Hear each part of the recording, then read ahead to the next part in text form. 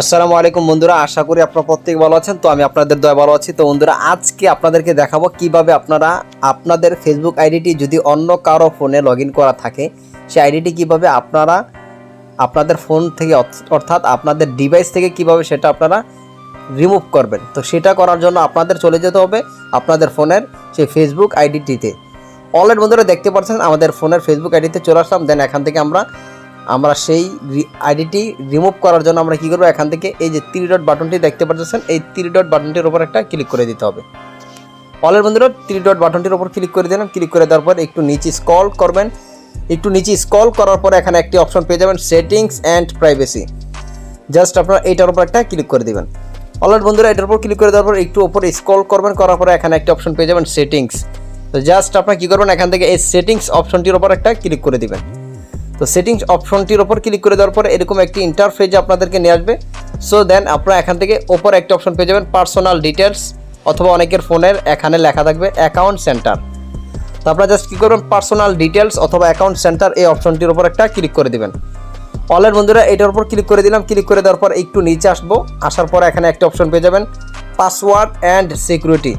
তো জাস্ট কী করবো, আমরা পাসওয়ার্ড অ্যান্ড সিকিউরিটি এই অপশনটির উপর একটা ক্লিক করে দেবো। অলরেডি বন্ধুরা এটার উপর ক্লিক করে দিলাম। ক্লিক করে দেওয়ার পর আগে আমাদের দেখতে হবে যে আমাদের এই অ্যাকাউন্টটি, এই ফেসবুক আইডিটি কয়টি ডিভাইসে কানেক্ট করা আছে। তো দেন এরকম একটা ইন্টারফেসে নিয়ে আসবে। এখান থেকে এখানে একটা অপশন পেয়ে যাবেন যে এখানে লেখা আছে হুইয়ার ইউআর লগ ইন, এই অপশনটির উপর একটা আমরা ক্লিক করে দেবো। অলরেডি বন্ধুরা এটার উপর ক্লিক করে দিলাম। ক্লিক করে দেওয়ার পর এখান থেকে জাস্ট আমরা এই অপশনটি চলে আসবে, এইটার উপর আমরা ক্লিক করে দিব।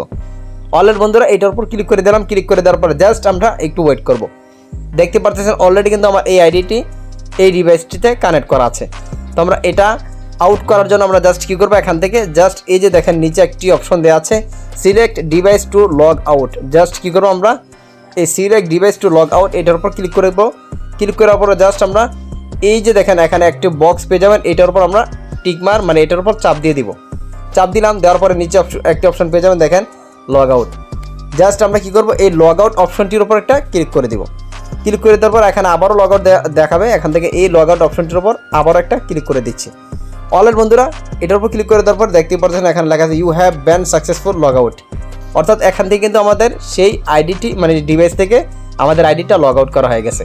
এখন তার ডিভাইসে যদি আমার আইডিটি লগ ইন করতে চায়, তাহলে অবশ্যই তাকে ফেসবুক আইডির ইউজার নেম পাসওয়ার্ড দিয়ে তারপর লগ ইন করতে হবে।